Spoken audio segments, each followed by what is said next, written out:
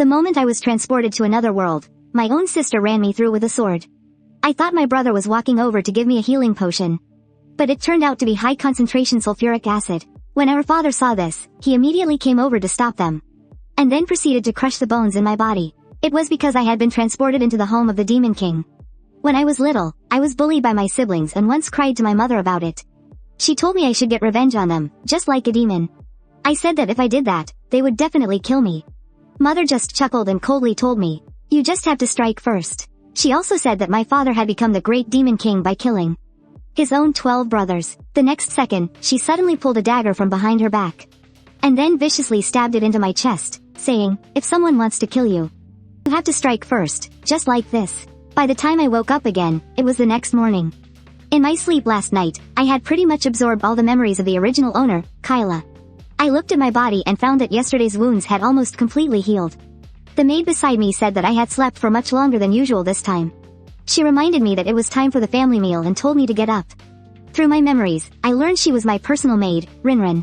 The original owner was more timid than his other siblings, so he was always looked down on and bullied. Even the maid, Rinrin, looked down on me. Every time I had to change clothes, she made me dress myself. Once, I asked her, saying I'd heard that my brother's servant helps him get dressed. But she actually said that I could help her get dressed instead. She even made me do her chores while she just lay on my bed and slept. So, I had to change all of this. After getting dressed, I went to the dining hall. But the moment I sat down, Seldra, who was sitting across from me, suddenly lifted her leg, kicking the dagger from under her foot and piercing it right through my calf. The pain instantly shot through my whole body, making me flinch. Seldra smiled faintly and said, "You look a little pale. You should eat more." I thought to myself, if they ever found out my true identity, I would definitely die a horrible death. So I could only grit my teeth and say, "I know." With that, I started to eat the food in front of me. But the moment it entered my mouth, I felt my entire body go numb, as if I'd been electrocuted. Seeing my expression, Talm said, "This bowl of soup was prepared especially for me." Looking at these people, I made up my mind. They are all demons, not my family. In fact, this world is from a game I used to play. And I used to be the best map designer for this game. So how could I let myself be bullied in my own game? With that thought, I slowly lifted the soup bowl in front of me and threw it right in Seldra's face. Then I pulled the dagger out of my leg and threw it into Talm's arm. My father, who was eating, froze when he saw this. Then, I stood up and with a great heave, flipped the entire dining table over. I yelled, "If it tastes this bad, then no one eats." My actions didn't just shock the two of them. Even my father just stared at me blankly. After walking out of the dining hall, I thought to myself, that felt amazing, although my father beat me half to death for flipping the table. Thanks to the original Kaila's incredible regeneration ability, I recovered in an instant. This must be the power of being the Demon King's son. Now, I want to find out just how strong this power really is. Just then, Rinrin said the demon power class was about to start and told me to hurry up. Hearing this, I turned my head and coldly said I knew, telling her never to order me around again. My words left her speechless. In the original owner's memories, this demon power class was one of the worst things he had ever experienced. Every class, that group of demons would torture the original owner. They were the most demonic of demons. He had thought his own sister might try to stop them, but she actually just told them not to hold back. In truth, the original owner wasn't weak, just too soft-hearted. Now, I'm going to help him use this power properly. After the class started, the teacher said Seldra, "Talm isn't coming today." He also asked who was sparring with whom in the last class. A red-haired kid below raised his hand and said it was him and me. As per the rules, we have to have our second practice match today. After we both took our positions, the red-haired kid started by saying he promised not to kill me. Then, 2 laser daggers materialized in his hands. The crowd below began to murmur, "Looks like he's going to get beaten half to death again today," and they teased, "Go easy on him, Rode, don't make the young master cry." Hearing those words, the smile on Rode's face grew even more sinister. In truth, the original Kaila's life was just like my old one. He was ostracized and bullied by everyone around him. But unlike me, inside Kaila's body flows the blood of the Demon King. Seeing the aura that erupted from my body, Rode instinctively took 2 steps back. He couldn't understand how I could possibly possess so much magic power. Everyone else around us also wore looks of utter disbelief. Just as Rode tried to retreat further, he found that he was pinned by my power, unable to move. When he looked up again, he saw that I had clenched my fist and appeared right in front of him in a flash. As my fist slammed into his face, the immense force of the impact even smashed a large crater into the ground beneath him. It all happened so fast that many people didn't even see what had happened. Even the teacher standing on the side was stunned. Lying on the ground, Rhodes' face was completely unrecognizable after taking that hit. I leaned in close and asked him what he was saying earlier. Who taught you to speak to the son of the Demon King like that? Sensing my power, he begged for mercy over and over. I stood up, gave him an ice-cold glare, and said, "Don't ever mess with me again, or you'll die a horrible death." Seeing me get up, the others began to back away. I walked over to the teacher and stopped. Then I turned my head and asked him, "Why aren't we continuing the class?" Behind me, Rinrin watched, stunned. She felt as if I had become a completely different person. At the same time, this entire scene was witnessed by the Demon King from upstairs. Meanwhile, in the Demon King's castle, Seldra and Talm were soaking in a medicinal bath. She roared in anger, "That bastard! How dare he splash that poisonous soup on me?" Talm told her to focus on healing. "We don't have Kaila's terrifying regenerative ability." Seldra shot back, unconvinced. Why? Why is it that only he has that kind of regenerative ability? It seems like something has changed in our little brother. When he flipped the table this morning, she noticed something. It was the first time in her life that she saw father crack a small smile. Hearing this made Seldra even more furious. Talm said, "This is all too unusual." Seldra asked him what he was trying to say. Talm replied, "How about you and I call a temporary truce for now and deal with Kaila together?" As soon as Seldra heard that, she thought it was an excellent idea. The two of them quickly reached an agreement. They would kill me before I could attract father's attention again. The scene shifts back to the classroom. The teacher summoned a projection and began his introduction. "This is the former Demon King, Tolk Carlton. Back then, Lord Tolk was more powerful than anyone. He was truly the strongest in the world. But in the end, he lost his life too, in a conspiracy orchestrated by the Heavens Guild. Ever since then, this despicable guild has been gathering near our kingdom, centered around the main Heavens Guild. Those bastards are preparing to attack the kingdom. So, in order to help the current Demon King eliminate our enemies, the teacher urged us to throw ourselves wholeheartedly into our combat training." Upon hearing this, everyone in the crowd roared in unison, "For the glory of the demons." After class, I sat on the castle ramparts, thinking to myself, I have to find a way out of here, and fast. If I keep staying here, I'll get myself killed sooner or later. After a moment of thought, I asked Rinrin, who stood behind me. "Father is leaving in 3 days, correct?" Once she confirmed, I said, "This castle has a weakness. Right now, we don't have a single cartographer to help us utilize the terrain of the battlefield. And those bastards from the guild are using the neglected territories around us to launch their attacks.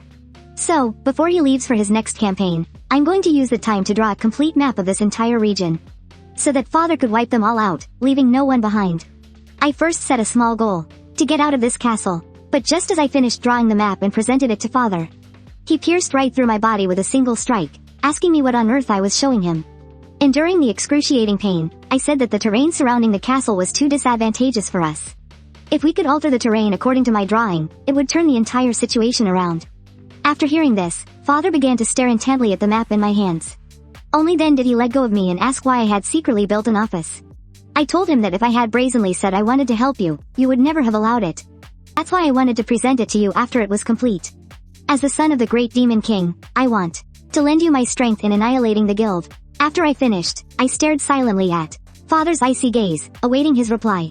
Beside me, Rinrin was so scared she was trembling all over, wondering how I dared to speak to the Demon King like that.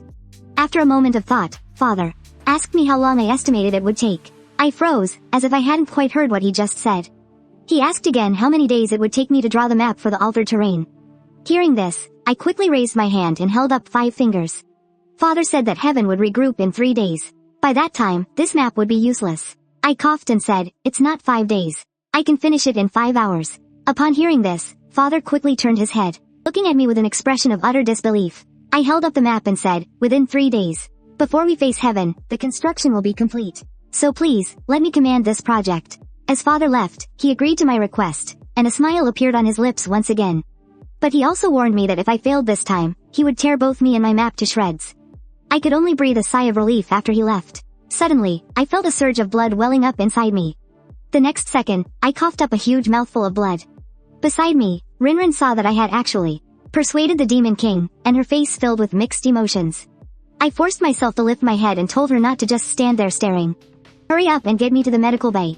After some simple bandages, I rushed back to my workshop to draw. Just as I had promised, I completed the drawings in just 5 hours. The Demon King's army began large-scale construction according to my map. The mages were outside the construction area, setting up illusion magic arrays at designated points. This way, the enemy outside wouldn't find out what was happening in our territory. Right now, I feel like I've rediscovered that feeling of being a player and creating maps. The scene cuts to the gathering point of the Heaven Guild. The guild master, Hemison, was quite surprised to hear that we were remodeling the surrounding terrain. A subordinate reported that the Demon King's army was using many mages to cast illusion magic to deceive us, and asked the guild master if they should launch an attack to stop them. Hemison said there was no need. It's too late for those fools to be doing this now. In 3 days, Teruya will arrive with the strongest squad, Tarkon. Teruya started forming and training this elite squad decades ago. Now, they are finally ready. Hemison believes there's no way our Demon King's army, with only 3 days of preparations, could defeat a squad they spent decades meticulously building. The great Demon King Hell will surely be defeated.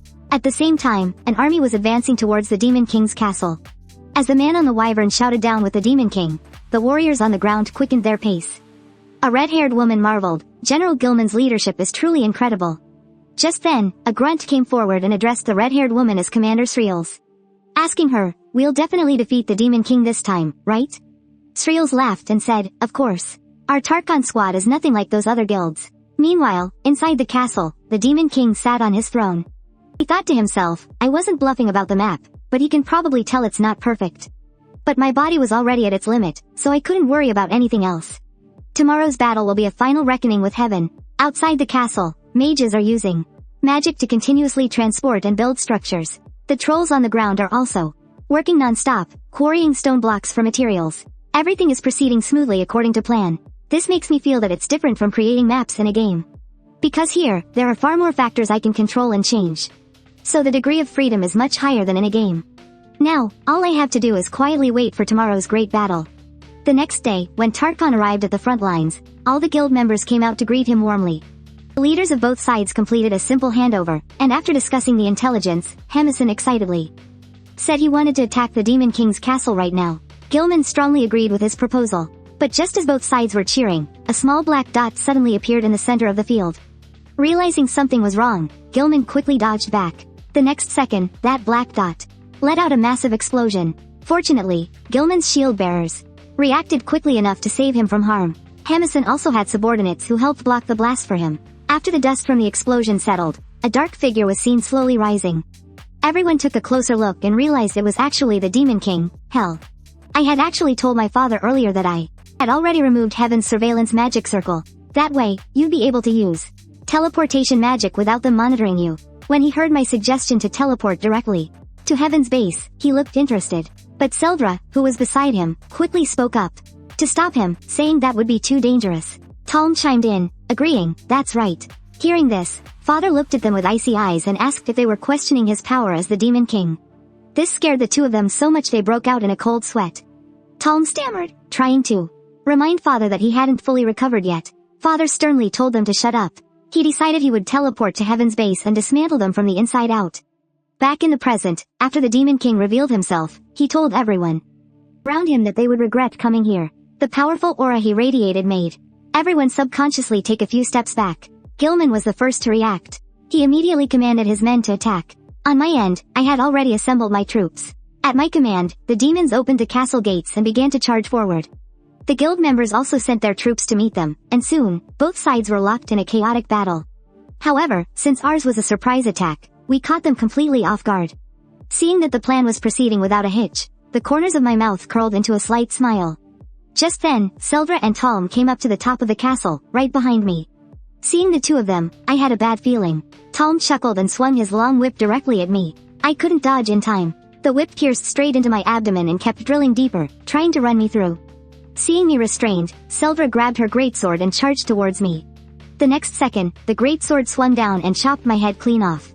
They thought that no matter how powerful my regeneration was, I'd surely be dead this time. My head flew through the air, my eyes wide with disbelief as I watched my body fall to the ground below the castle. Seeing that it was no longer moving, the two prepared to go help the Demon King and claim their credit. Just then, Seldra suddenly drew her dagger and stabbed at Talm's neck. Fortunately, Talm reacted quickly enough, dodging just in time to avoid a fatal blow. Seeing this, Seldra giggled and quickly leapt back to a safe distance. Talm looked at the dagger in her hand and said in surprise, "That's Mother's weapon. We're forbidden from using it." Seldra replied, "We're demons. Who cares about some stupid rules? If I get rid of you here as well, then I'll be the sole heir." Hearing this, Talm ground his teeth in fury, then lunged towards Seldra with a powerful push of his feet. Seldra met his charge without backing down, saying that the moment he was pierced by this blade, the outcome was already sealed. The next second, the two of them were brawling fiercely. At that moment, lying on the ground, I watched the two of them fight and slowly closed my eyes. Suddenly, the ground beneath me was melted away by Rinrin's magic, and she dragged me to the side. She helped me press my head back on. After all that, she was so nervous. She was gasping for air, her whole body trembling uncontrollably. Meanwhile, on the battlefield, the demons followed their orders and circled around to the rear of the guild. But when they charged out, there were already guild members waiting for them. Seeing the demons emerge, they immediately raised their hands to attack. The demons didn't care about the ambush and just charged straight ahead without a second thought. As the two sides engaged in a fierce battle, the fight in the center of the guild's formation also began. Following Gilman's command, a high-temperature fireball began to gather in his dragon's mouth. It then spat the fireball towards the mages. Seeing this, the Demon King muttered, "It's been a while since I've seen a dragon's breath." Then, he dodged the dragon's breath with a flash of movement and wrapped his arms around the dragon's head. With a single, powerful twist, he actually ripped the dragon's head clean off. Witnessing the Demon King's incredible feat, Gilman was too stunned to speak. The other long-range mages came to their senses and immediately launched their attacks. In an instant, the Demon King was engulfed by streams of laser-like magic orbs. Looking at the rising smoke, Gilman asked, "Did we get him?" But when the smoke cleared, everyone saw that the Demon King had completely changed his form. Gilman thought to himself, the Demon King has transformed, just as the books described. Sriels exclaimed, "That's the Demon King's final form." The other regular members were so scared after seeing the Demon King that they trembled all over. Sriels turned and shouted, "Pull yourselves together. Don't give in to fear." But even Gilman, a general, began to shake under the pressure of the Demon King's aura. And standing in the center of them all, the Demon King showed not a trace of fear on his face. He thought to himself, the only drawback to this plan of mine is that there's no way out. Although he could use the magic circle to instantly assemble his forces in the center of the heaven's base. If they were defeated, there would be no path for retreat. But as the Demon King, he didn't mention this, because the Demon King never worries about not having an escape route. He guessed that I had probably considered this as well. With that thought, his aura surged even higher. Gilman also ordered everyone to prepare for battle. Meanwhile, in the castle's dungeon, after putting my head back on, Rinrin couldn't stop shaking. She kept muttering words of prayer. She recalled the experiment she did with me a day ago. Back then, I discovered that even if a limb was cut off, I could quickly reattach it. After testing my arms and legs, it was time for my head. I pointed to my own head and said, "This might hurt a little. When you cut it later, try to be quick." After the experiment was over, I had her go find Seldra's servant. Then, I told her to relay my words to them exactly as I said them. Later, Rinrin met with Seldra's servant in private. She told her that I would use the chaos of the battle to kill Seldra.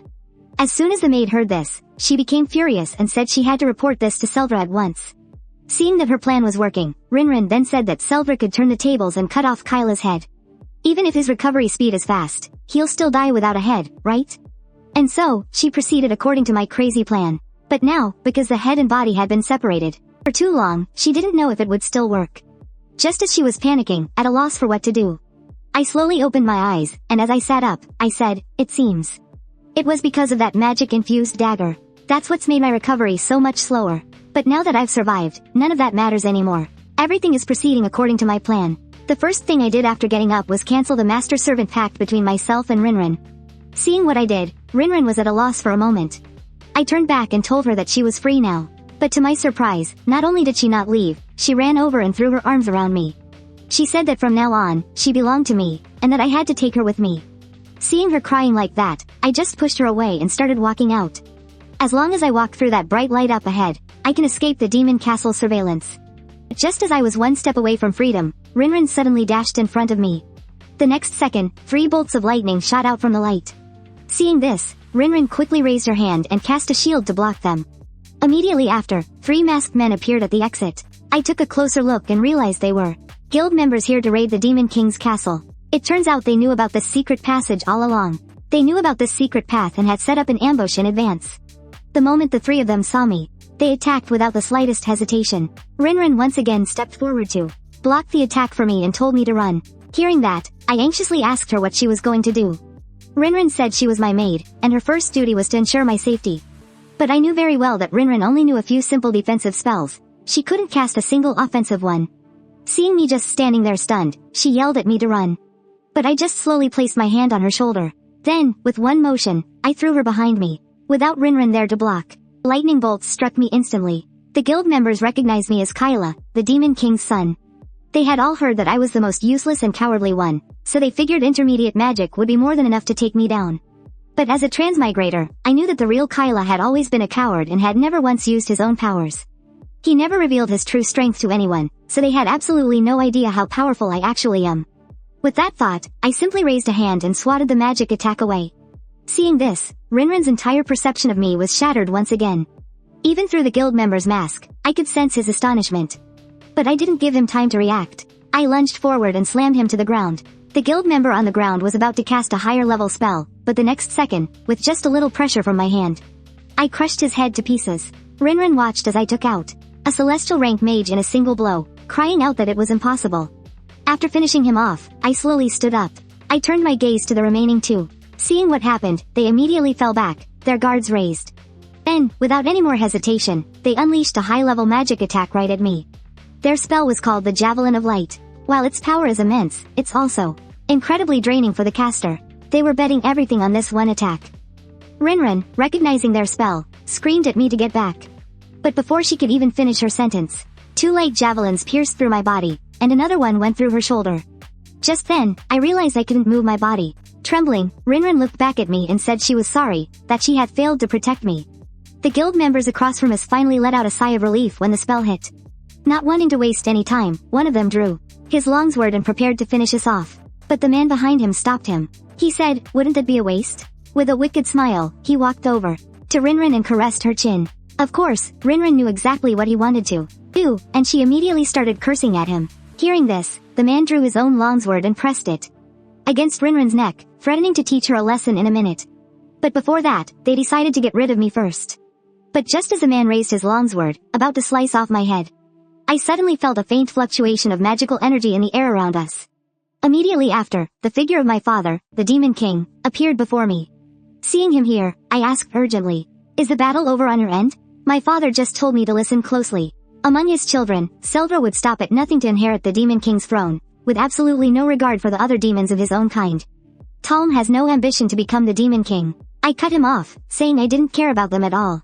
I just want to know how you got here. My father said that every generation of the Demon King possesses a certain ability, and that is to transfer their entire life's worth of magical power to their own bloodline right before their death. Hearing this, my pupils instantly widened. My father continued, saying that although it was only for a very brief moment, he could already tell that I was the best candidate to be the next Demon King. As he spoke, he began to form a black orb of magic in the palm of his hand and placed it on my chest. After doing all this, his spectral form began to slowly fade away. Meanwhile, on the central battlefield at the guild's base, the Demon King's head was severed and fell to the ground. Beside it lay the body of the Grand General. The guild had paid a tremendous price to finally slay the Demon King. None of them could have imagined just how formidable his power was. To think he teleported here all by himself to fight a lone battle. Back with me, after receiving the Demon King's inheritance, I instantly shattered the spear of light inside my body. The spear of light pinning Rinrin also vanished along with it. The 2 guild members couldn't understand why my magical power had suddenly surged. As I felt that power coursing through my body, a wicked smile formed on my lips. Now that the Demon King, Hell, is dead and I have received his inheritance, my plan can be considered a success. After the initial euphoria, I gently raised my palm, and instantly, my entire body erupted with a magical aura several times more intense than before. Seeing that things were looking bad, the 2 of them turned to flee. But I had no intention of giving them that chance. I clenched my fist and flashed forward. With a single punch, they were sent flying back dozens of meters. They lost consciousness the moment they hit the wall. Although I now possess Hell's immense power, my current body probably can't withstand it. But on the bright side, I can finally escape the Demon King's castle. I finally won my freedom. But before I could even take a few steps, I was suddenly enveloped in a blue light. Rinrin recognized it as a teleportation spell at a glance. Noticing that my own body was beginning to fade, I hurriedly reached out to her. Rinrin didn't hesitate for a moment and followed me into the teleportation circle. As the array flashed with a blue light, we looked around and found ourselves in an unfamiliar place. Rinrin asked in surprise how I knew teleportation magic. She also noticed that all her injuries were completely healed. I told her I wasn't the one who summoned that array. It felt more like a spell the Demon King placed on all of his siblings. We might have been in the teleportation space for 3 days. The Demon King's reason for doing this was to allow us to escape safely when the castle was breached. After hearing my explanation, Rinrin also realized that the Demon King, Hell, had likely fallen And so, she solemnly declared that she would support me in becoming the next Demon King. Hearing that, I felt like she had misunderstood something. The truth is, I have no desire to become the Demon King at all. But considering I'm short on allies right now, I decided not to tell her the truth. With that said, we walked a bit further and saw a massive castle in the distance. Upon seeing the castle, Rinrin stopped in her tracks, her pupils instantly widening. Because she recognized it, it was none other than the magic kingdom of Arsal. You have to understand, the sole purpose of the prodigies they train is to defeat demons. What's more, the city was currently holding a celebration for the defeat of the Demon King. To avoid having our demonic identities discovered, Rinrin immediately used transformation magic. I followed her lead and disguised my appearance as well. After entering the city, I asked Rinrin to give me some information about this place. Rinrin explained that Arsal is a small island nation located on the eastern border of Teruya. They are protected by a great and mysterious creature, known as the water calamity that lives in the nearby seas. This has allowed their magic to develop naturally and rapidly. That's why this place has produced so many powerful mages, and for ages, they've seen demons as their greatest enemy. After her explanation, I still couldn't understand why my father's teleportation circle would send me to such a dangerous place. Rinrin, who was behind me, suggested we leave immediately. I told her that even if we were going to escape, we'd still need to prepare. Magic is essential to achieving my dream, and in this country, it seems like everything is done with magic. Even some of the surrounding buildings are kept afloat in midair by magic. If I could just learn magic here, I could build things even bigger and better than in the game. As I was lost in that thought, I suddenly heard a sound from behind me. It was Rinrin's stomach, rumbling. So, I took her to a roadside stall. We bought some of the famous local magic-infused dishes, but little did I know, once Rinrin started eating, she couldn't stop. She wanted to try every single thing she saw. Eventually, we ended up walking into a tavern. To celebrate the Demon King's defeat, a red-haired woman bought a round for the entire tavern. Seeing that there was free wheat juice, my maid Rinrin and I joined in on the celebration. But after just a few sips, I had to run outside and throw up.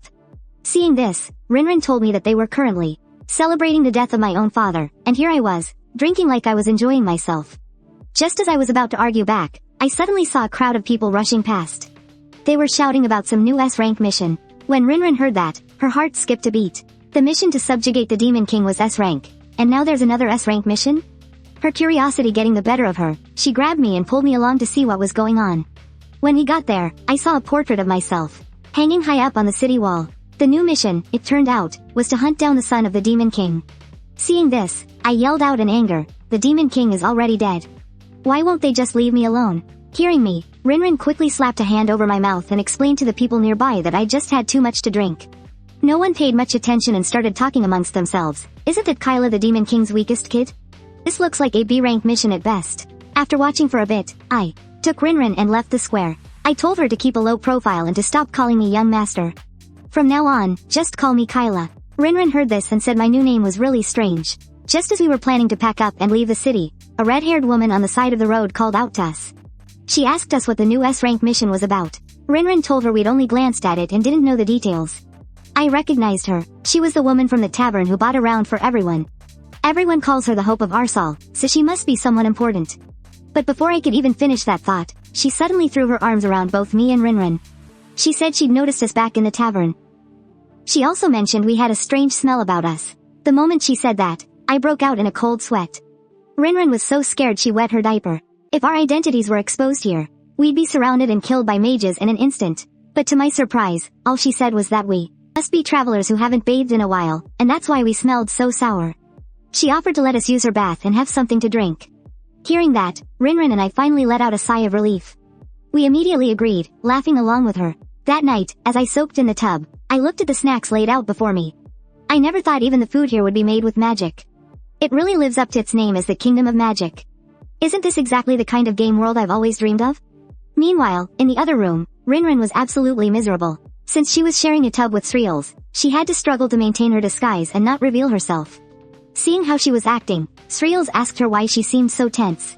If I didn't know any better, I'd think you were a wanted demon. Hearing this, Rinrin immediately forced a laugh and said, "How could that be?" The words had barely left her mouth when Sreels raised her hand and began to form a ball of gas in her palm. She said she was going to use a special fragrance to help Rinrin relax. But Rinrin could tell with just one look that it was the scent of holy elements, model. For a demon, this is the worst possible smell, because it can strip them of their magical powers. Once a demon loses their magic, their disguise spell is broken too. Right now, she's screaming in her head, I have to save her. But at that moment, I was just leisurely sipping my delicious coffee. With no other choice, Rinrin had to cover her mouth and nose to keep from breathing in the aroma. Nearby, Sriels began to recount how she fought and killed in the war against the Demon King. As she spoke, she kept leaning closer and closer to her.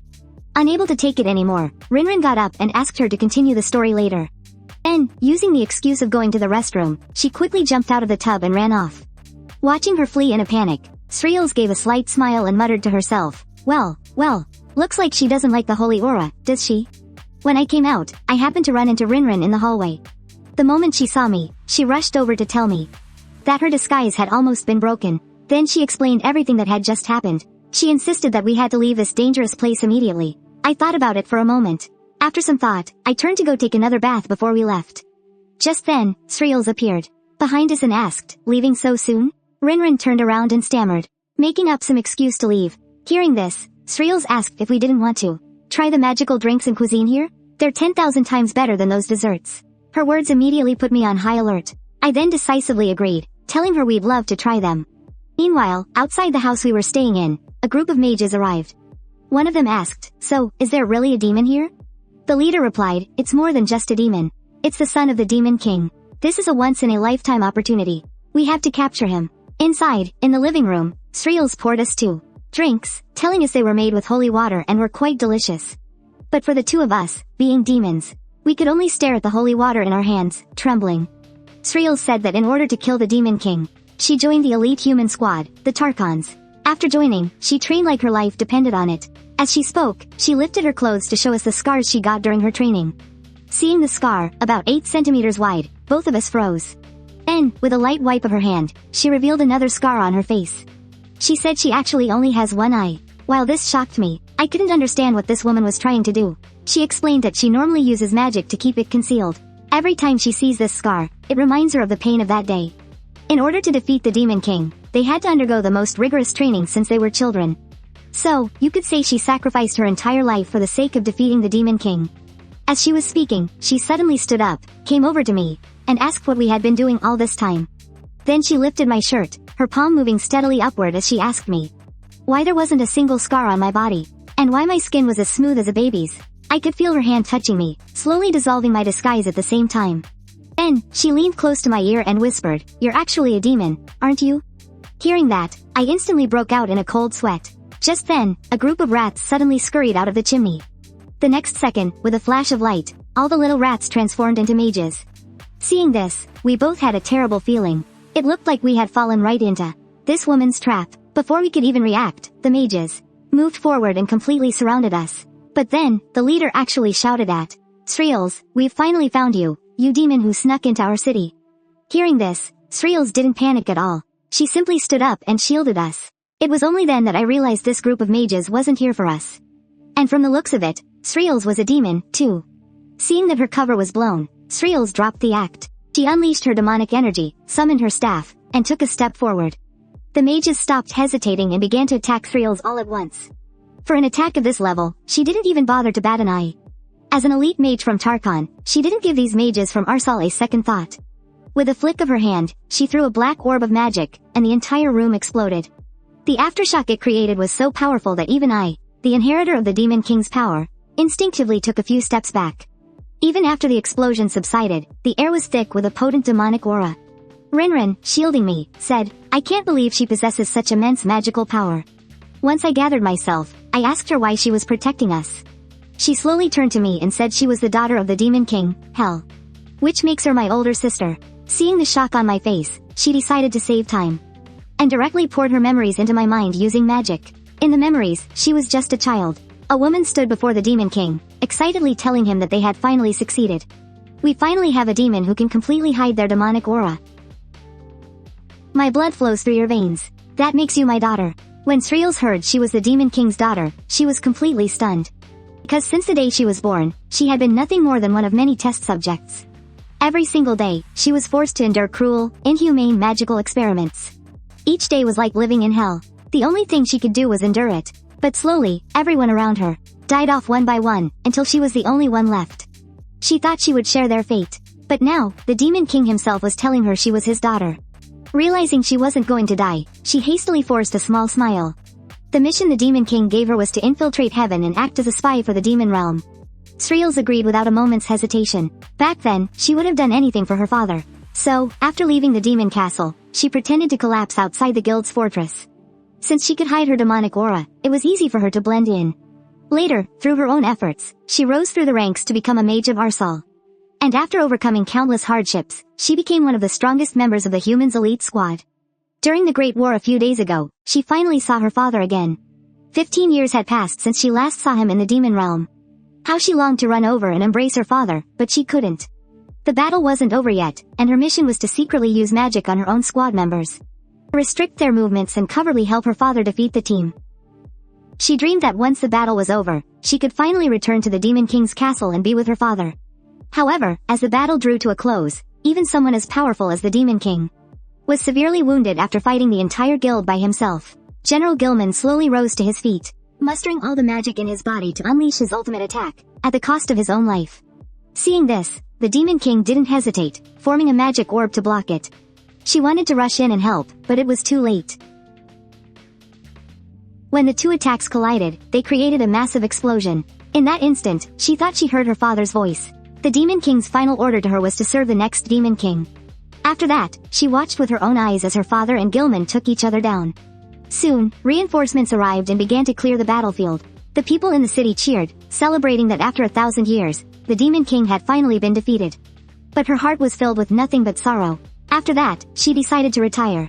She returned to the city of Arsal, wanting to start a new life there. And when the time was right, she would avenge the Demon King. After seeing all of Sriels' memories, Rinrin and I were stunned. I thought I was finally free of all my demon siblings, but now an older sister has appeared out of thin air. Seeing our shocked expressions, she chuckled and said she wouldn't force us to work with her. However, Arsal, a place that produces so many mages, is a major threat to the demon race. The longer this place exists, the faster I, the last hope of the demon race, will die. Hearing her words, I was stunned again, but I knew she was right. As someone who's played games for years, I naturally know that mages are an indispensable force in war. If I let this city be, as the son of the Demon King, I'll be discovered sooner or later. Just as I was lost in thought, the guild mages had already recovered. The first thing they did after getting up was to attack us again. Seeing this, I stopped hiding. The moment I dispelled my disguise magic, the demonic energy within me was released. Sensing this power, Sriels quickly turned to look. When she saw this power with her own eyes, her pupils instantly dilated, because this power was identical to her father's. That night, we waged an endless, fierce battle in this city. In Rinrin's eyes, this probably looked like a slaughter. Sriels had lived here for so many years, so she was very familiar with the layout. Just like that, the two of us, overnight, destroyed all the main official facilities, not even sparing the Magic Academy. Using the power of the Demon King, I quickly suppressed the city's rulers. Through our clever coordination, the Magic Kingdom of Arsal was easily subdued. The next target is the Empire of Teruya. Hearing this, Rinrin immediately cried that it was impossible. I also thought it was a fantasy, so I took Rinrin and prepared to part ways with her. Sriels stopped me, saying she had long recognized that the magic inside me was her father's. Seeing this, I felt there was no need to hide it anymore, so I told her yes. But it was only after seeing her shocked expression that I realized she had just been guessing, testing me. Then, she said she wasn't the Demon King's daughter in the traditional sense, but more like a variant created from our father's lifeblood. Moreover, she was created after I was born, so technically, she should call me Big Brother.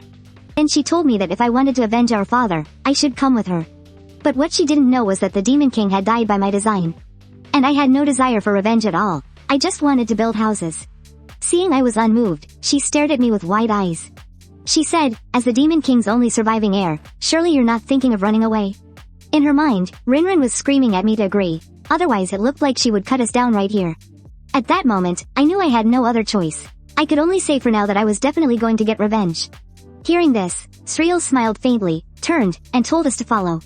I thought to myself, well, I want Arsal's magic anyway. And as a high-level mage, Sriels would surely know everything. So I'll use revenge as an excuse to buy time and get her to join us first. After we left the square, a guild member slowly rose from behind the ruins. Having witnessed the entire scene, he decided to report the matter to Teruya. Soon, news of the incident in Arsal reached King Teruya. A subordinate reported that Commander Sriels of the elite human squad, Tarkhan, was actually a demon. So, the mages of Arsal tried to eliminate her, but she ended up joining forces with the Demon King's son, Kaila. and destroyed Arsal overnight. When Teruya heard this news, he immediately stopped eating and slammed his hand on the table. He knew perfectly well that if this matter got out, it would make them a laughingstock. With that, he pointed at the man below and roared, before anyone else finds out. Kill Sriels and Kaila. If you don't bring me their heads, then you'll have to give up your position. The man below said that on his name, Hardin, he swore he would complete the mission. With that, he turned to look at the Demon King's head in the glass case. He secretly vowed to kill everyone with the Demon King's blood flowing in them. After returning, Hardin sent a message for Killian to hurry back.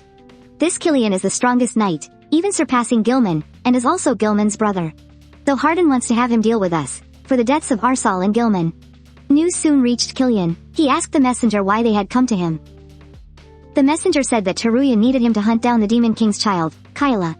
Killian replied that he couldn't care less what Teruya wanted. Since demons killed my brother, I will slaughter every last demon in this world. The woman merely lifted her hand and used the simplest magic, yet it was enough to make me, a transmigrator, break out in a cold sweat. That's because I realized that, just like me, she was a demon hiding in the human world. What's more, our father was the Demon King. This realization instantly put me on guard against her, because when I first arrived in this world, my own brothers and sisters, in their fight for the Demon King's throne, tried every trick in the book to kill one another. So, I asked her if she had a problem with me. Hearing this, Sriels immediately said she'd wanted to kill me for a long time. But now that she saw I had inherited our father's bloodline and was poised to become the next Demon King, she now wanted to help me succeed in taking the throne. I was stunned to hear she wanted to protect me. After all, my other siblings were all trying to kill me. Then, she took my hand and said that from this day forward, she would risk her life to protect me. Hearing her words, my face instantly flushed bright red, and I stammered out, okay. Seeing this, my maid, Rinrin, who was standing nearby, instantly felt a sense of crisis.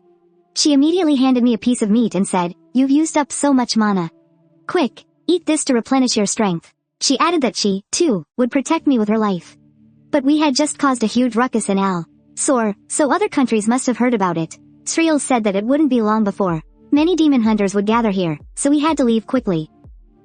Hearing that, I said it wasn't necessary. With just a little bit of effort, I could build a hidden fortress right here. So, using my skills as a game architect, I started directing Sriels to move building materials with her magic. Before long, we had constructed a small wooden cabin hidden among the bushes. Afterwards, I sat cross-legged on the ground and started reviewing what I had learned from the previous battle. I needed to rest after expending so much mana. Sriels used far more mana than I did, so she needed even more time to recover. By the next day, our strength had pretty much returned. Meanwhile, back at the Imperial Castle, horns sounded. It was to welcome the Tarkhan second squad, the White Tarkhan. King Teruya himself came out to greet them. The captain of this squad was none other than Killian. As they entered the city, a man behind him asked, "You seem even stronger than before. General Gilman would be very proud if he could see you." Just then, a blonde woman from behind called out to him, "Did, watch your mouth." Did turned around and said, "Same as always, huh, Adria?" Beside them, Karka asked Killian, "Do we really have to answer the king's summons?" He felt that even if he chopped me into mincemeat, it wouldn't be enough to quell his rage. After entering the city, the group came before the Demon King's head. Looking at the Demon King behind the glass, Killian said flatly, "So, it was you. The one who killed my brother, Gilman." With that, he turned his head to look at the side. The woman named Kudri. "Can the tracking spell work with just the head?" he asked. Kudri said she could only try, then raised her hand and began to cast the spell. "Back with us." Once we were rested, Sriels shouted, "Let's go. Time to take care of that," recalled Tarkhan's second squad. Rinrin asked in confusion, "Tarkhan has a second squad?" Sriels explained that during the battle with the Demon King, they never actually expected the first squad to succeed. She said the first squad was nothing more than guinea pigs sent to test the Demon King's power. Teruya's real ace in the hole was always the second squad, the White Tarkhan. The older brother of their captain was the Tarkhan Captain Gilman. And even though he's the younger brother, Killian's power is far greater than his brother's ever was. What's more, every member of that squad is incredibly powerful. Even Sriels, who was a Tarkhan commander, has no idea what their true strength is. Hearing this, Rinrin asked, "Then, how should we invade Teruya?" Sriels said, "The White Tarkhan have been training in isolation, so it'll take some time to recall all of them. We have to take Teruya before that happens." I thought to myself, Teruya is much larger than Arsal. It's practically impossible for just the three of us to win. So after a moment of thought, I said to Sriels, "Since they've already started hunting me, the White Tarkhan have likely already been recalled. It wouldn't be wise for the three of us to invade Teruya directly. We need to form an army and establish our own base." Rinrin asked, confused, what do we need a base and an army for? I explained, first, we need to gather some powerful demons to fight against the White Tarchon. And a base that can withstand an invasion from Teruya's soldiers. I can use all the knowledge from my life to build the strongest dungeon in the world. We can't pin our hopes on a battle we aren't sure we can win. Otherwise, we'll just end up like my father. After we have our own forces, then we'll declare war on Teruya. Hearing my proposal, they both enthusiastically agreed. Then, Sriel said she knew some people we could recruit. Seeing how confident they both looked, I was a little speechless. It seems they really liked my idea. But still, this is the first step toward my dream. A world of my own. A blueprint that was impossible to achieve in reality. With that thought, I went up and asked Sriel if she knew anyone who was an expert on geography in the surrounding terrain. After hearing me, she thought for a moment, then, as if she remembered someone, she stood up and told me to follow her. On the way to our destination, I began to learn magic from Sriel. Although it's impossible for a normal person to learn magic in a short period of time, I learned incredibly fast, thanks to the power of the Demon King within me. After walking for 4 days, Sriel said we were almost there. Looking around, Rinrin asked with doubt, would anyone really live in a place as desolate as this? Sriel said, it wasn't always like this. Until the Tarchon arrived. Just as she finished speaking, Rinrin sensed movement behind a nearby rock. Sriel told me coldly to stand still and not move. The next second, several dark figures rushed out from behind the rock and, raising their spears, stabbed Sriel right through the shoulder. But Sriel just said calmly, it seems the demons haven't heard of me. Rinrin gasped and was about to rush forward. I raised my hand to stop her and said, just let them be. The demon at the front pulled his spear out, and asked Sriel why she didn't dodge or fight back. He asked if she was looking down on them. But to our surprise, Sriel just said softly, I'm sorry. And then knelt down before the demons. The demon was shocked to see this, because the SSSS gesture Sriel had just made was something only they would know. Sriel saw the confusion on his face and said that she, too, was a demon. Hearing this, the other demons nearby showed expressions of disbelief. They clearly remembered that the last time they saw Sriel, she was with the Tarchon. At that moment, I stepped forward to vouch for Sriel, and also revealed my identity as the Demon King. Actually, I didn't even need to speak. The moment they felt the demonic power radiating from me, they would naturally believe it without a doubt. Once they recovered from the shock, they immediately knelt at my feet, shouting, we, the Earth Demons, pay our respects to your highness, Kaila. My status as the heir had been acknowledged. After accepting their respects, I looked to the side. Through a gap, I could see the Earth Demons' city tribe. Although it was dilapidated, the Earth Demons themselves were in excellent physical condition. Plus, their buildings look incredibly sturdy. This gives me a huge boost of confidence for building my own army. The first place we visited was the Earth Demon tribe. The moment they saw I was the Demon King's heir, they immediately bowed and followed my every command.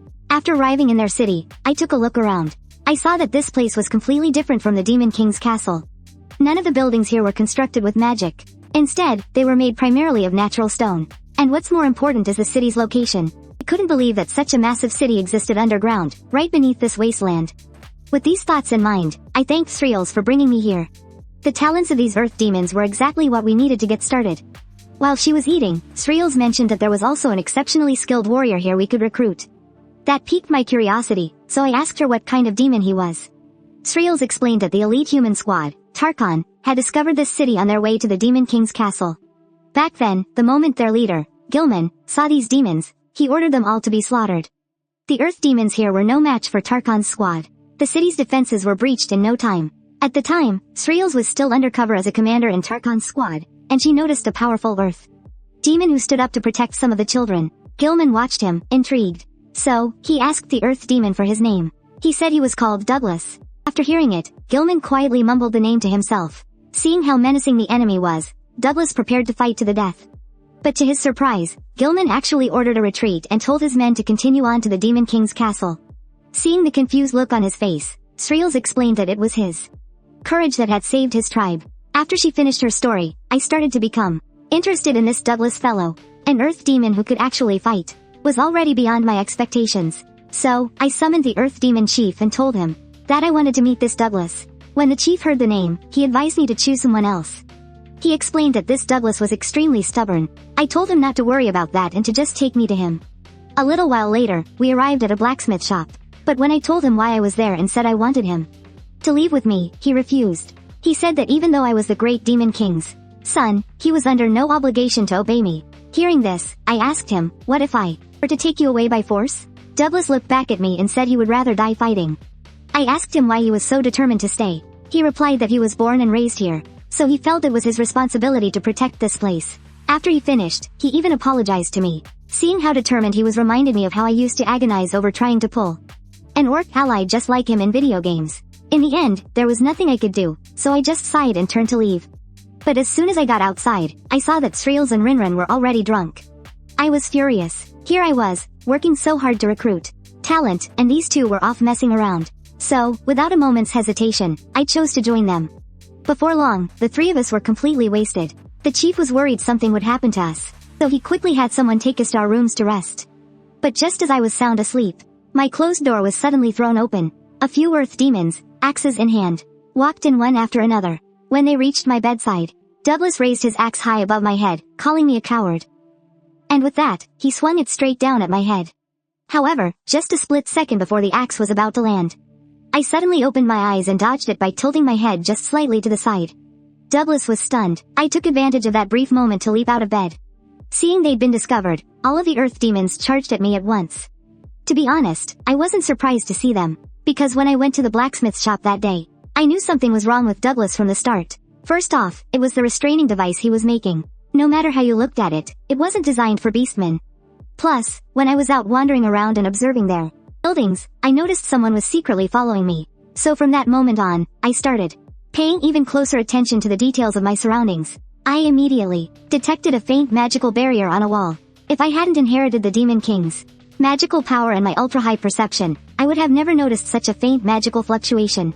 And there was one more strange thing that caught my attention. Sriels had said that, among the people Douglas protected, there were dark elves. But I had been wandering through the tribe for so long, and I hadn't seen a single dark elf. Before I could even finish that thought, this group of earth demons had already charged right up to me. Seeing this, I simply channeled my magical power and flash-stepped toward them, knocking them all to the ground, unconscious. In the end, only Douglas was left, sitting on the ground and staring at me in terror.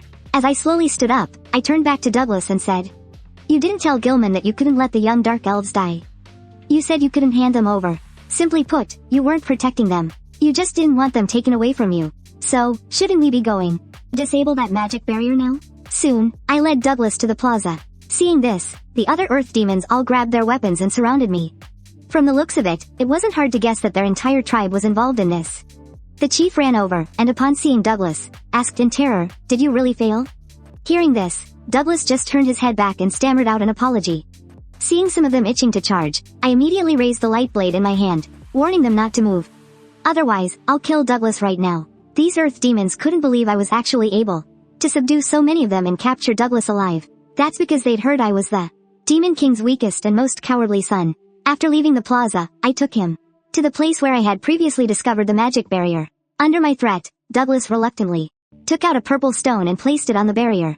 The moment the stone touched the magic circle, the wall in front of us vanished, revealing a pitch-black cave behind it. And inside this cave were numerous dark elves. Even though I had prepared myself, I was still shocked. The condition of these dark elves was much worse than I had expected. Sriels and Rinrin, having heard that I had walked into an ambush, had also rushed over.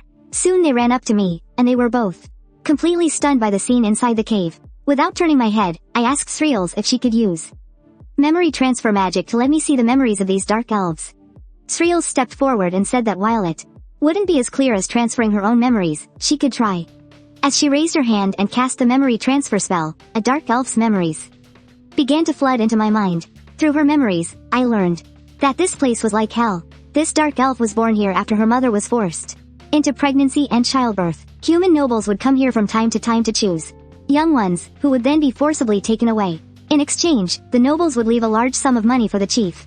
The other earth demons were also involved. They learned all of this from the people who were newly captured. And these newly captured people told the children that outside, there was a clear sky, a blue ocean, delicious food, and carefree travel. Having been born in this place, they were incredibly curious about and longed for these things. So their greatest wish was for their own children to be able to leave this cave and freely experience the world outside. After seeing their memories, I was so angry I gritted my teeth. Then, clenching my fist, I quickly turned around and punched Douglas right in the face. Douglas took this punch from me and was sent flying 7 or 8 meters, crashing into the wall behind him. Sriels also questioned them angrily, demanding to know if they weren't supposed to be protecting these dark elves to sell them to human nobles. On the ground, Douglas knew that there was no need for concealment at this point, so he explained that dark elves are a rare species. That's why human nobles covet them. The dark elves are a race blessed by nature. Letting them live in a place we recommend will allow us to live in peace. Isn't this the perfect way to raise them like livestock? Hearing this, Rinrin cursed at him, asking how he could enslave another demon race. Douglas stood up and shouted that the demon lord was dead now. If they wanted to survive at the hands of humans, this was the only way. At that moment, I thought about how I had suffered under my father's oppression before I was transported to this world, but these children were enduring a pain even deeper than my own. So, I stopped hesitating and called Thrills and Rinrin over. Then I told them, let's go. Finish the culling that Gilman never completed. The two of them, still furious, immediately agreed. Following Douglas's roar, the beastmen outside the cave began to swarm us. Seeing this, Rinrin stepped forward to block them. Behind her, Thrills summoned his staff, casting magic attacks while asking them how they dared to lay a hand on the heir to the demon lord. Those earth demons said I was just a coward, and they had no reason to obey me. Rinrin, after knocking back a few earth demons, said that wasn't true at all.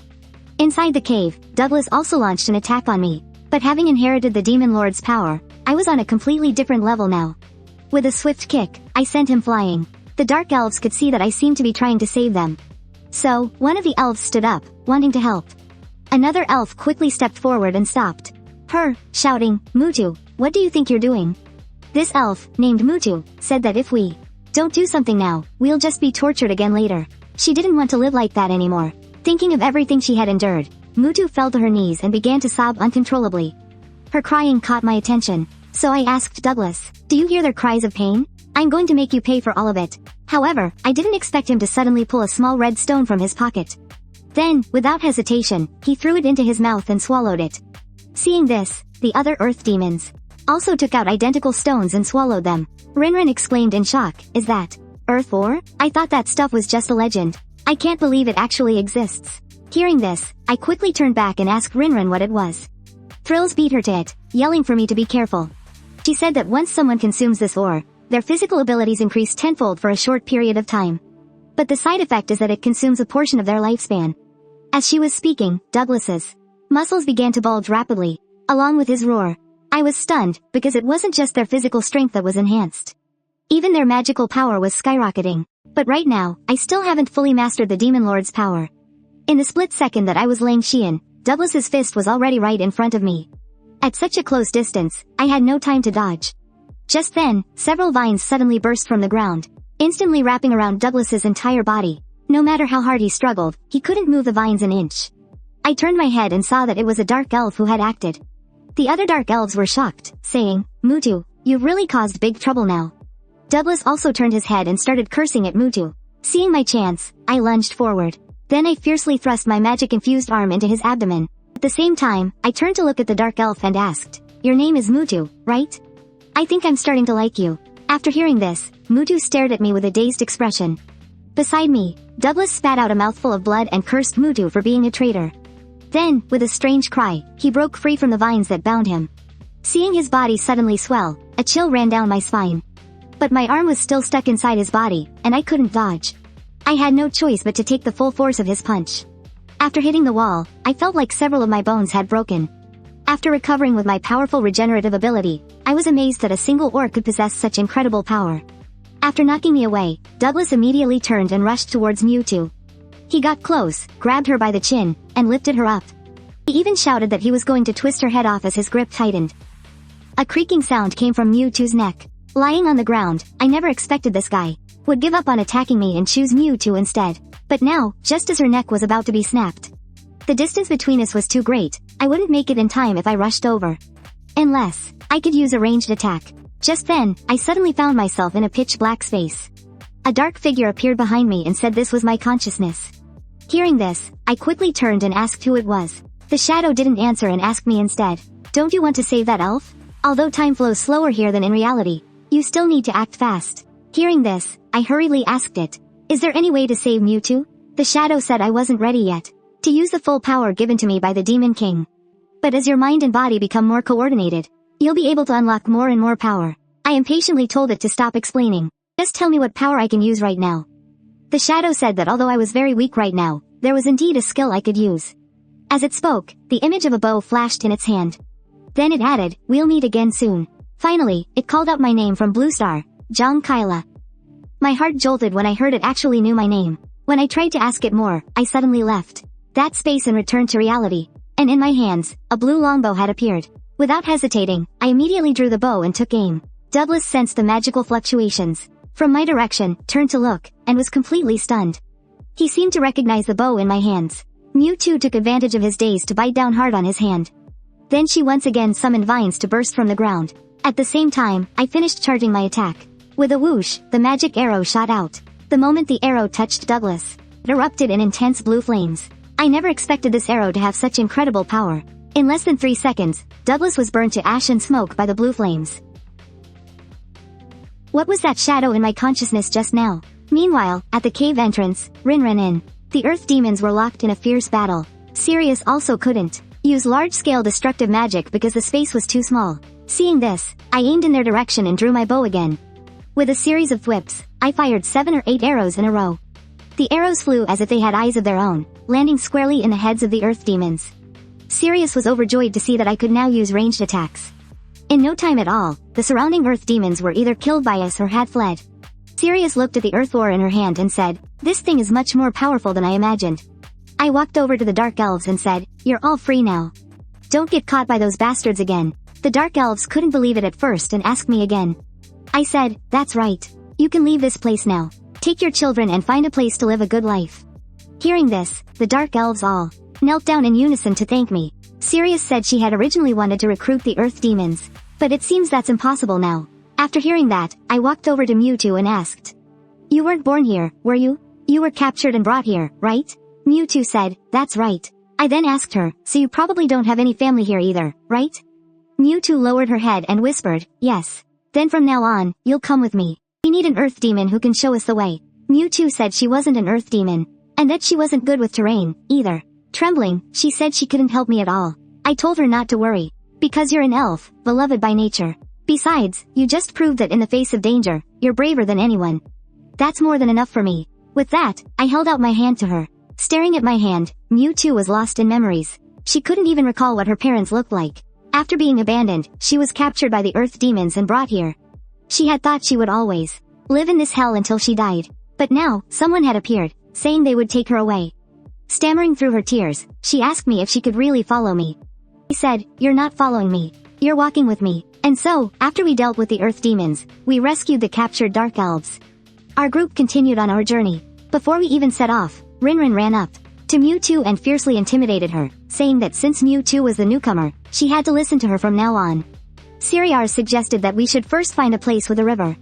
Being an elf, Mewtwo heard this, stepped forward, and pointed in a direction, saying she could smell the scent of water over there. The moment Rinrin heard that, she immediately stepped forward and said aggressively, "So you've got a few tricks up your sleeve, huh? That part's just like me." I then asked Sirius why we were looking for a river. Sirius said that continuing on foot like this was too slow, so we need to go to the water source and find something to ride. From behind, Rinrin suggested we could go catch a dragon. Sirius told her to stop dreaming. We'd be lucky to even find a unicorn. After thinking it over, I decided to listen to them and head for the water source. At the same time, not far from us, by a small stream, 2 unicorns were drinking water. Suddenly, as if they sensed something, they immediately looked up, their eyes filled with vigilance. After seeing clearly what was coming, they fled without hesitation. Not long after they left, a behemoth arrived at the same spot. This giant creature left behind footprints nearly 2 meters long. And this was, shockingly, the legendary creature, the Wyvern. Completely unaware of this, as we made our way to the water source, Rinrin was still clamoring about catching a dragon. We had just left when a woman in a white robe arrived at the Earth Demon camp. The last surviving Earth Demon saw her and immediately screamed for help. This woman in white was none other than Kudri, the one who had previously used a tracking spell on the Demon King's skull. Not long ago, they had used the tracking spell to slaughter many demon clans. But they still hadn't found any trace of me. Kudri's analysis was that the presence of multiple individuals was causing the family tracking spell to fail. Kalka said that after the last Great War, it was impossible for that many of the Demon King's heirs to have survived. Is there really no way to tell which one is the real Kaila? Adria, who was eating meat on the side, chimed in. "We can't possibly hunt down all the targets, can we?" Killian interrupted them, saying, "We have no other choice. It seems we'll have to slaughter all the demons scattered across the continent." Then he asked Kudri if there was a way to quickly scout for nearby demon tribes. Kudri said that on her own, she could teleport a certain distance, which might be faster. Did stood up and said that in that case, they could just follow behind and clean up the battlefields. Once they reached an agreement, Kudri slowly rose to her feet. As her pupils dilated, a blue light flashed. And in an instant, she vanished. While scouting this Earth Demon camp, she sensed the faint fluctuations of my remaining magical energy. The Earth Demon on the ground also told her about me. She told Kudri everything that had happened here. After listening, Kudri asked her which direction I had gone in the end.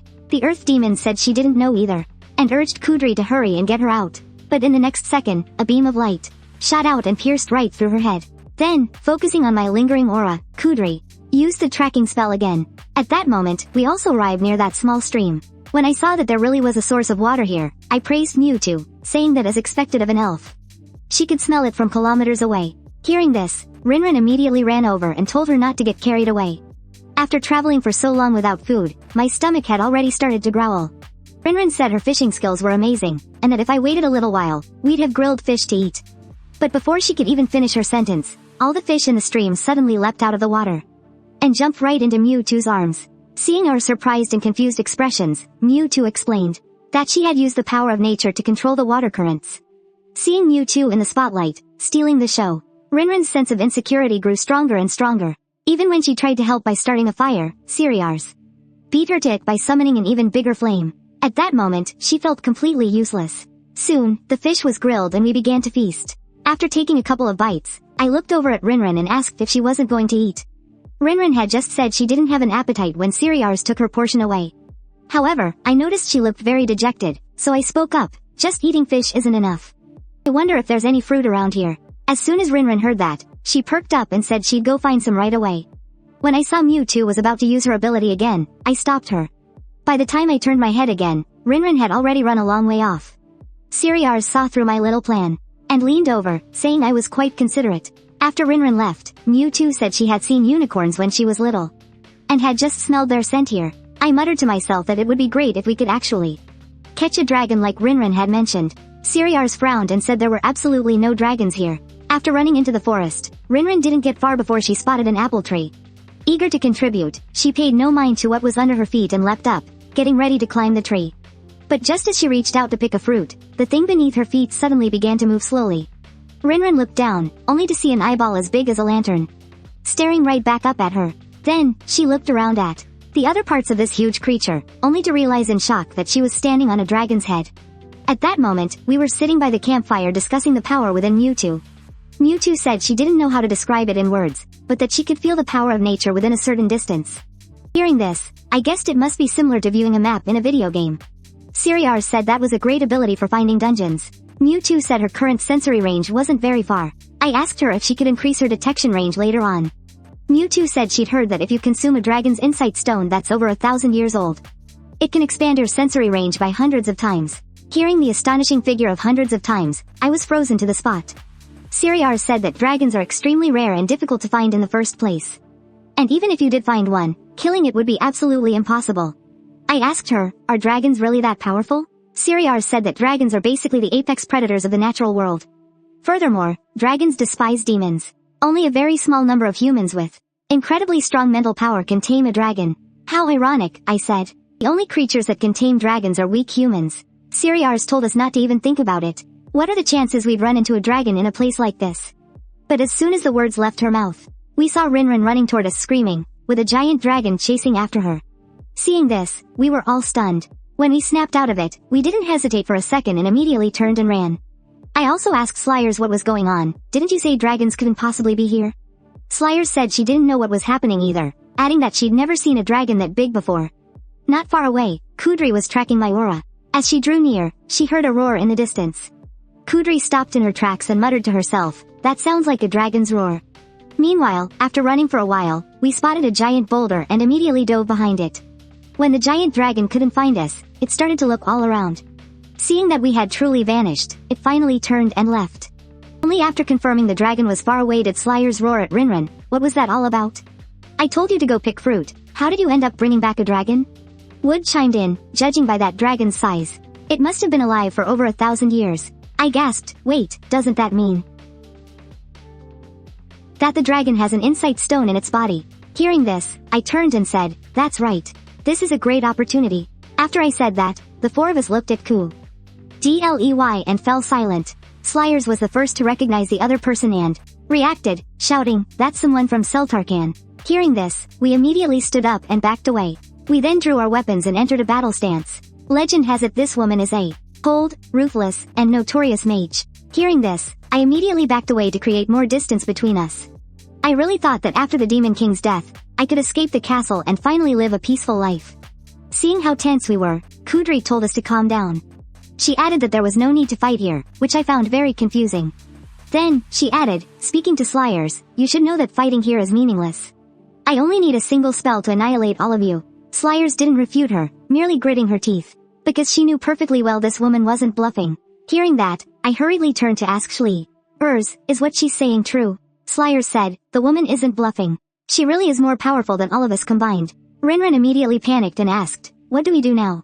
Kudri said that as long as we obediently follow her back, we won't have to die, for now.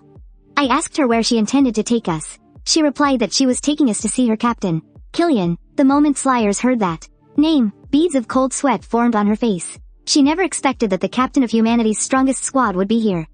Of course, I knew that following Kudri back would almost certainly mean death. So, without further hesitation, I immediately knocked an arrow and shot.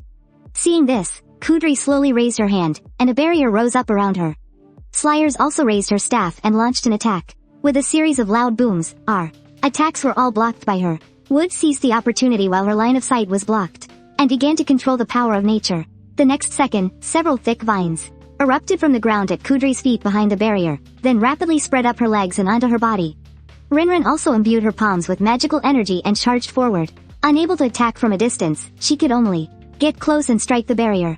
Seeing this, Slyers yelled for Rinrin to get back immediately. But it was too late. An ice crystal formed between Kudri's hands. Then, with a loud bang, it not only tore apart the vines around her but also sent Rinrin flying. Then, she raised her hands again to form a seal, saying, "Now, I just need to bring your bodies back." With that, numerous circular magic arrays appeared behind her, and countless ice shards began to shoot out from them. Slyers raised her staff and summoned a protective shield, enveloping us within it. The next moment, the ice shards rained down on the shield. Seeing Rinrin rush in at the very last second, I breathed a sigh of relief. Tears squeezed from the corners of Rinrin's eyes as she apologized to me, saying she was never any help. Slyers shouted for us to think of a way out, quickly. Her shield won't last much longer. Hearing this, I turned and asked her if she knew that kind of attack spell. Slyers said that even if she did, it would be far weaker compared to Kudri's.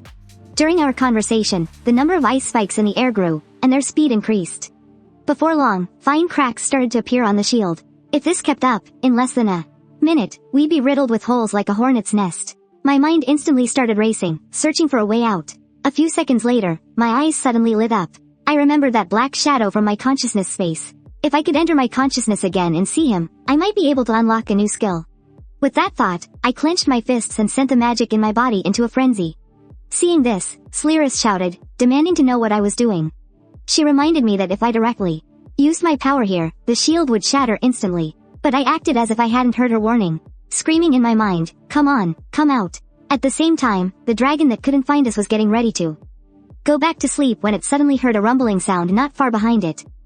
Over here, Kudri sensed the Demon King's power within me and said, "It seems this power only manifests when he's going all out." She finally understood why she previously hadn't been able to track my location. With that, she increased the speed of her ice spike barrage. Inside the shield, no matter how hard I tried, I couldn't enter that consciousness space. According to my theory, it should appear when I'm on the brink of death. Finally, under the powerful ice spike spell, the shield shattered with a crack. Just as it looked like we were about to die, the dragon that had been chasing us earlier returned and interrupted Kudri's spellcasting. But this time, it just looked down at us on the ground without attacking. In the air, Kudri wondered why the dragon was doing this, then formed another hand seal and continued casting her ice spike spell. Seeing the ice spikes coming, the dragon actually spread its wings and shielded us beneath its body. It then brought its head close to mine. The moment our eyes met, its memories began to flood wildly into my mind. In the memories, a female demon sat on this very dragon's back, soaring under the blue sky. As the memories became clearer, I realized that this female demon was my mother. The two of them, one demon and one dragon, live every day happily in the forest. After seeing this memory, I shouted, asking if it knew my mother. The dragon just stared at me without a word. After staring for about 10 seconds, it suddenly opened its mouth and spat out a large red orb. I instinctively caught the red orb and asked what it was. Hearing this, the dragon finally spoke, saying it was his stone of insight. I asked him again why he would give me something so valuable. The dragon said it didn't have time to explain, and told me to quickly hide my magic and escape. With that, it turned back to directly face Kudri and shot a pillar of fire at her. Seeing this, Kudri immediately stopped her attack and summoned a shield to defend herself, muttering, "A dragon actually helping a group of demons? This is truly strange," and I knew very well that right now, we were no match for this mage. So, while the dragon held her off, we turned and ran.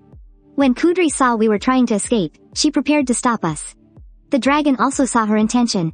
The next second, the dragon's breath spewing from its mouth grew even more intense. Kudri had no choice but to first stabilize the shield in front of her. Then, her eyes, which had been closed this whole time, began to slowly open a sliver.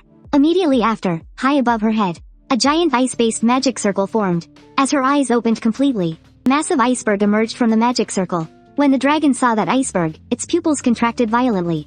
In an instant, its thoughts flashed back to the time it had spent with that female demon. But before it could finish the thought, the iceberg swiftly fell upon the spot where it stood. Hearing the huge commotion behind me, I glanced back, a terrible premonition rising in my heart. The majestic dragon had been pierced by the iceberg and was now lying on the ground, on the verge of death. Kudri landed beside the dragon and asked it why it would help some demons. Seeing the dragon wouldn't speak, she reached out, preparing to probe its memories before it died. The dragon, of course, saw her intention and acted first, just before she could make her move. One step ahead, it incinerated its own body, telling Kudri before it died, "One day, you will deeply regret everything you've done." With that, it instantly turned into a pile of ash. During the time the dragon was fighting her, we had already run quite a long way. And as long as I don't use the Demon King's power, she can't lock onto my position. So she clasped her hands together, chanted an incantation, and with a flick of her hand, released countless magical butterflies. After we escaped Kudri's pursuit, Sreels asked me what was going on with that dragon from earlier. I told her that I saw in its memory that it seemed to know my mother. Rinrin said in surprise that, generally speaking, it's impossible for dragons and demons to get along peacefully. She asked me what I saw in the memory. I said I didn't know the specifics either. I could only feel that they seemed very happy together, and it also gave me a red pearl. Needless to say, we could all see this was the Stone of Insight, the most treasured item of the Dragon Clan. Sreels said it seemed the Queen had saved us this time. I looked at the Stone of Insight in my hand, wondering, what exactly was the relationship between this dragon and my mother? After thinking for a moment, I handed the Stone of Insight to Mutu. Sreels told her to absorb it quickly. We're being targeted by the White Talcon now, and we desperately need the Elven race's scouting abilities to evade their pursuit. Mutu looked at the Stone of Insight in her hand and said, "This thing is too precious." I stepped forward and cut her off, saying, "This thing is useless to anyone else here." I urged her to swallow it quickly. Hearing this, Mutu no longer hesitated. She stuffed the Stone of Insight into her mouth. After swallowing it with a gulp, her pupils instantly dilated. Then, she threw her head back with her mouth wide open as a red light emanated from her eyes. Immediately after, the dragon's memories began to surface in Mutu's mind. Through the memories, Mutu saw that this dragon had been a human's little lab rat since birth. They conducted such cruel experiments, without any concern for how much pain the dragon endured. Every day, the dragon's body would be covered in new wounds. As generations of humans came and went, they continued to tear the dragon's body to pieces for their experiments. And whenever the dragon was on the verge of death, it would be healed by human mages, only for the cycle to continue. Just like that, centuries passed, and the dragon's spirit was shattered. It had given up on everything and no longer even cried. However, just as it was waiting for death, the most powerful demon king, a being named Tulkurton, began to invade the human world. In one of the battles, the laboratory where the dragon was kept collapsed. For the first time in centuries, it saw daylight again. Without a moment's hesitation, it immediately left that hellish place. Flying into the sky, it finally felt the freedom of soaring through the heavens. After flying for a few days, it found other dragon companions. It told them about humanity's cruelty and proposed that they help the demons overthrow the human dynasty. But to its surprise, not a single dragon was willing to believe a word it said. Because by that time, the Dragon Clan had already established a close relationship with humans.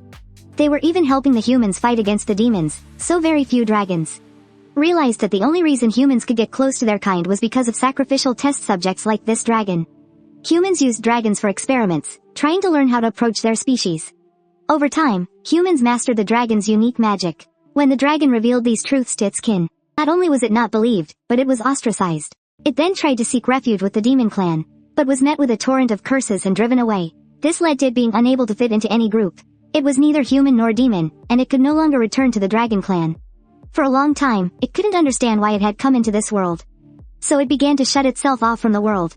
It started to curl up in the dark sewers. It spent its days accompanied by endless darkness and solitude, until it met a little demon girl named Callista. The moment this little girl saw the great dragon, she called it Mama. This completely stunned the dragon, leaving it at a total loss.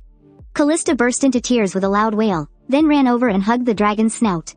Watching the girl cry her eyes out, the dragon broke into a cold sweat and said, "I'm not your mama." But from that day on, it was as if the dragon had found its reason for being in this world.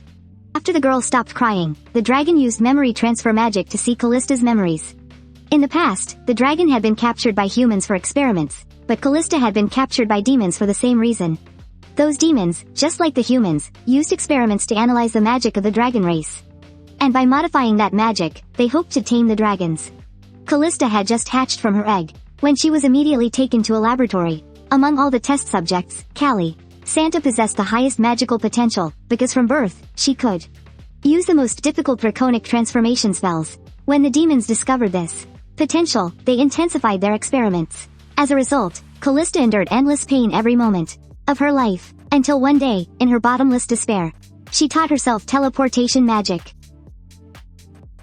After arriving in a strange place, she walked and cried, until today, when she met the great dragon who had suffered the same fate.